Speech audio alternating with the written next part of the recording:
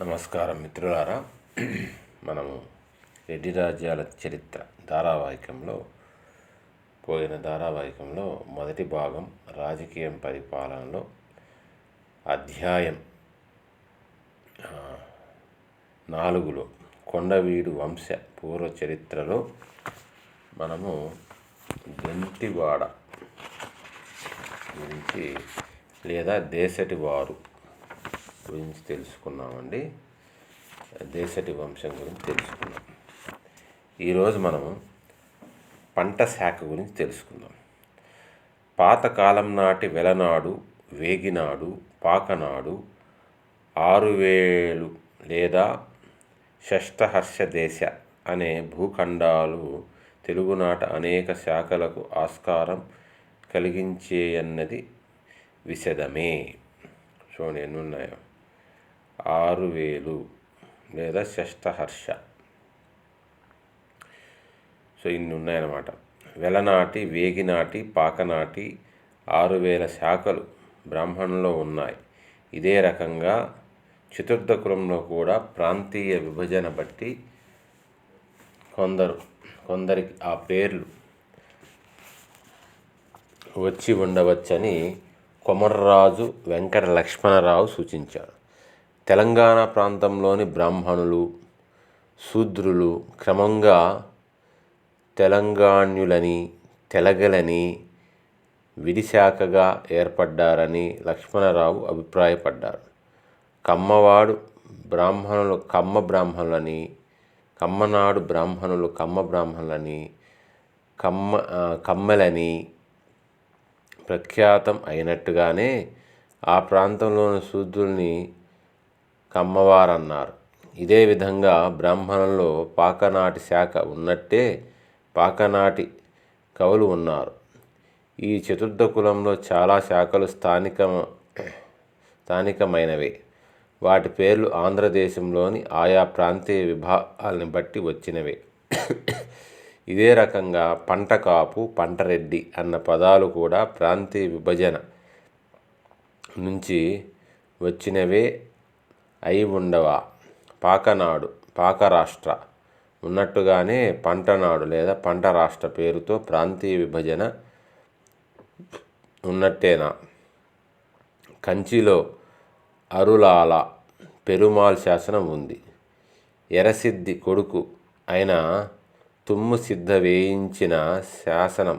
నెల్లూరు ప్రభువైన ఇతను తెలుగు చోడులలో ఒకడు. ఆ శాసనంలో పంట రాష్ట్రం అన్న ప్రాంతం ప్రస్తావన ఉంది. పంట రాష్ట్ర ముఖ్య పట్టణం ముట్టియం. పాక్కం అన్న గ్రామాన్ని హస్తిశైల అన్న ఆయన తమ్మసిద్ధి దానం ఇస్తున్నట్టు ఉంది. ఈ ముట్టియం పాక్కం గ్రామం కానీ పంట రాష్ట్రం కానీ ఎక్కడివో ఆచూకీ తేలలేదు. ఇవాల్టి నెల్లూరు జిల్లా గూడూరులో ఉన్న ముట్టెంబాక గ్రామం ఈ ముట్టయాం పాక్కం అనుకోవచ్చు. ఇది పంట రాష్ట్ర కేంద్రం కాబట్టి ఆ ప్రాంతం భౌగోళికంగా గూడూరు తాలూకా ఆ పరిసరాలు అయి ఉండవచ్చు.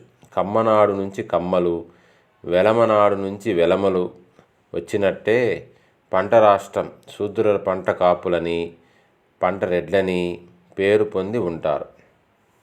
అంచేత స్థానిక పత్రాలు కైఫియత్తులు చెబుతున్నట్టు పంటరెడ్లు ప్రాంతం అనుకోవడం దేశం కాదు,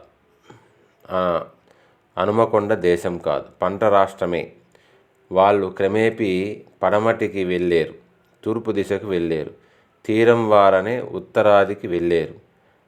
కాకతీయ రాజ్య ప్రాభవం క్షీణించే సమయంలో కొండవీడు, రాజమహేంద్రవరం రెడ్డి రాజ్యాలకు శ్రీకారం చుట్టిన రెడ్లు ఇంతకు ముందే చెప్పినట్టు నెల్లూరు జిల్లాలోని నెల్లూరు, కొవ్వూరు తాలూకాల్లో ఉండేవారు. ఈ సందర్భంలో ఒక ఆసక్తికర విషయాన్ని ప్రస్తావించడం అవసరం. ఈ విషయాన్ని సామాన్యంగా పట్టించుకోరు. రెడ్ల తామ్ర శాసనాలు శ్రీనాథుని కృతులు సొడ్డు లేకుండా రెడ్లు చతుర్థ కులజులని తెలియజేస్తున్నాయి. కొమ్మన మాత్యుని శివలీలా విలాసం ఈ విషయాన్ని ధృవీకరిస్తూనే వీరభద్ర ప్రభువుని గురించి ప్రస్తావిస్తుంది. ఇతను రాజమహేంద్రవరం అల్లారెడ్డి కొడుకు. ఇతను సూర్యవంశజుడని ఇందులో ఉంది. దేశట్లు విష్ణువు ఆంఘ్రి భవులని స్వర్ణోక గంగతో బాటు అవతరించేరని చెబుతూ కొమ్మనామాత్యుడు అల్లయ్య వీరభద్రుని ఇక్ష్వాకు చక్రవర్తి దశరథ పుత్రుడు రామభద్రునితో పోల్చాడు. ఇద్దరూ సూర్యవంశం వాళ్ళేనని అన్నాడు. విలువిద్యలో నిపుణుడని, శివుడి భక్తుడని అన్నాడు.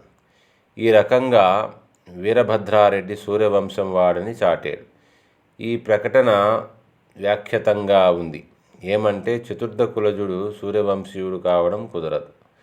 వీరభద్రుడు తల్లి తరపున సూర్యవంశజుడై ఉండవచ్చు.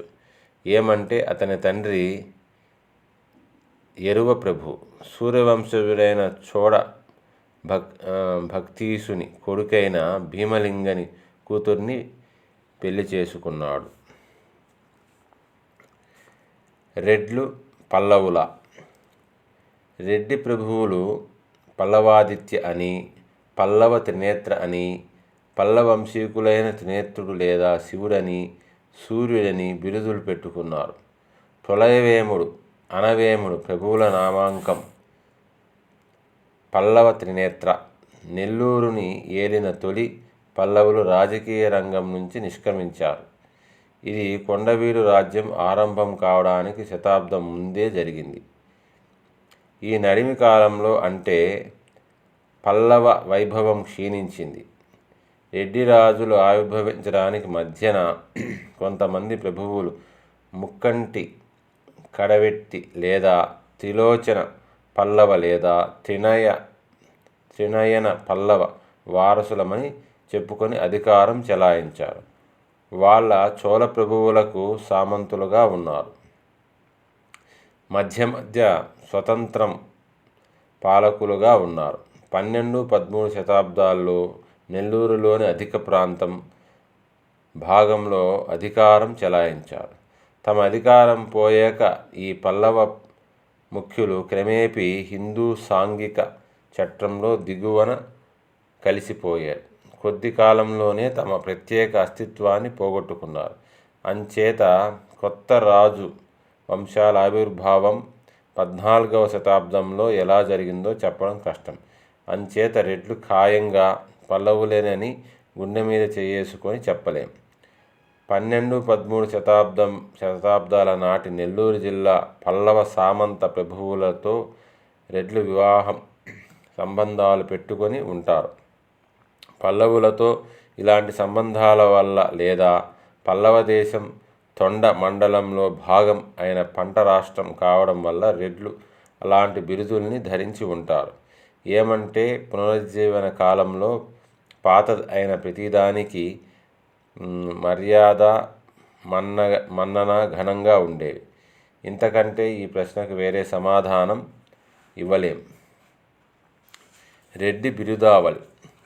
రెడ్డి రాజ్య స్థాపనకు ముందు కొండవీడు వంశం తొలి చరిత్ర ఏమిటో తెలియడం లేదు. అయితే అది ముఖ్యమైనదని చెప్పడానికి తగ్గట్టు రెడ్డి బిరుదావళులు ఉన్నాయి. ఏదో రాజకీయ కార్యకలాపం ఉన్నట్టే అవి సూచిస్తున్నాయి. హరివంశం, భీమేశ్వర పురాణం, కాశీఖండం లాంటి కావ్యాలు, శిలాశాసనాలు, తామ్రపత్రాలు రెడ్డి రాజుల దీర్ఘ బిరుదుల్ని అందిస్తున్నాయి. వాటిలో చాలా వాటికి చరిత్ర విశిష్టత ఉంది. ఈ వంశం సాధించిన తొలి విజయాల గురించి ఈ బిరుదుల్ని కొంచెం జాగ్రత్తగా అధ్యయనం చేస్తే తెలియవస్తుంది. ఈ దిగువన ప్రస్తావించిన వాటికి చాలా చారిత్రక ప్రాముఖ్యం ఉంది. అయ్యప్ప, గొప్పయ దిశాపట్ట, జగనొబ్బ గండ, దండెన గోవ, అలిగయ వరద శిరహ ఖండన, పాండ్యరాయ గజకేసరి, చెంచుమల చూరకార, గజ్జరి తట్టు, తిబాల, రాచూరి దుర్గ, నిబాల, అనేయ మండ, కరగండ. ఈ బిరుదులన్నీ రెడ్డి రాజుల ప్రశస్తి చాటుతున్నాయి. పై బిరుదుల్లో ఉన్న సాహస కృత్యాలని శక సంవత్సరం 1252 అంటే క్రీస్తు శకం 1330 ముందే జరిగి ఉండాలి. ఏమంటే అవి ఆ తరువాతి పత్రాల్లో నమోదై ఉన్నాయి. కొండవీడు రాజ్య స్థాపనకు ముందు ఉన్న రెడ్ల చరిత్రను ఈ బిరుదుల ఆధారంగా తిరిగి నిర్మించుకోవాలి. ఓ రకంగా ఈ వంశం తొలి ప్రభువుల గురించిన పత్ర ఆధారాలు లేకపోవడం వల్ల వీటి సాయం అవసరం. ఇప్పుడు ఈ బిరుదావళి గురించి చూద్దాం. అప్పయ్య గొప్పయ్య దిశాపట్ట. అప్పయ్య గొప్పయ్య మీద రెడ్ల విజయాన్ని ఇది సూచిస్తుంది. అప్పయ్య గొప్పయ్య ఇద్దరు కావచ్చు, లేదా అప్పయ్య కొడుకైన గొప్పయ్య కావచ్చు. ఇంతకీ ఎవరి అప్పయ్య గొప్పయ్య? ద్వార సముద్రం హాయసల శాసనాల బట్టి చూస్తే హాయసల రాజు రెండవ వీర నరసింహదేవుని క్రీస్తు శకం 1220-1235 దగ్గర వీళ్ళు దండనాయకులు. తండ్రి కొడుకుల్లాగా ఒకళ్ళకి సంబంధం ఉంది. చోళ చక్రవర్తి మూడవ రాజును క్రీస్తు శకం 1216-1257 కాదన ప్రభు కొప్పేరుని జింగ సెండ మంగళంలో దక్షిణ ఆర్కాడ్ జిల్లా చెరలో బంధించినప్పుడు వీర నరసింహ రాజు తరపున ఉండి అప్పనని, సముద్ర గొప్పయ్య లేదా గోపయ్యని, కాదన ప్రభువుని దండించడానికి పంపించాడు. చోళ చక్రవర్తిని చెర నుండి విడిపించి తిరిగి సింహాసనాధిష్ఠుణ్ణి చేయడం కోసం ఈ దండనాయకుల్ని పంపించాడు. ఈ దండనాయకులిద్దరూ ఈ దండయాత్రలో విజయం సాధించారు, లక్ష్యం నెరవేర్చారు. ఈ దండనాయకుల విజయాలని తిరువెండిపురం పత్రం నమోదు చేసింది.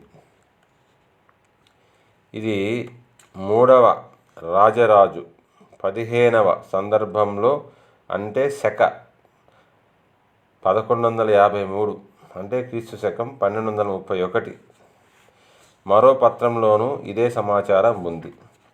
ఇది మైసూరులోని తుమ్కూరు జిల్లా గుచ్చి తాలూకాది. శక 1155 క్రీస్తు శకం 1233. అది రెండవ వీర నరసింహుడు తన దండనాయకులైన అప్పయ్య దండనాయకునికి, గోపయ్య దండనాయకునికి గ్రామాల్ని దానం చేసిన పత్రం ఇది. హొయసల దండనాయకుడైన గొప్పయ్య దండనాయకుడు కంజీవరంలో వేయించిన మరో పత్రం ఉంది. అది మూడవ రాజు 15వ సంవత్సరం నాటిది. అంటే శక 1153 క్రీస్తు శకం 1231. తన బిరుదులు దండిన గోప అని, జగనొబ్బ గండ అని ప్రపంచంలో ఏకైక వీరుడు ఇందులో ఉన్నాయి. గండగోపాల అని పిలిచే మధురాంతక పొత్తపి చోడ, తిరుక్కాలట్టి దేవుడు చోడ తిక్కగా ప్రసిద్ధుడు. అతను దుర్బల చోళ చక్రవర్తి మూడవ రాజరాజుకు సామంతుడు. అతను ఈ యుద్ధాల్లో పాల్గొన్నాడు. అతను హోయసాల వీర నరసింహుడి సమకాలీనుడు. అతని కొడుకు సోమేశ్వరుడు. అతన్ని కర్ణాటక సోమేశ అంటారు. చోడ తిక్క కర్ణాట సోమేశ్వరుణ్ణి అణచి ఆ స్థానంలో చోడ చక్రవర్తిని సింహాసనం మీద కూర్చోబెట్టాడని తిక్కన సోమయాజి తన నిర్వచనోత్తర రామాయణంలో అన్నాడు.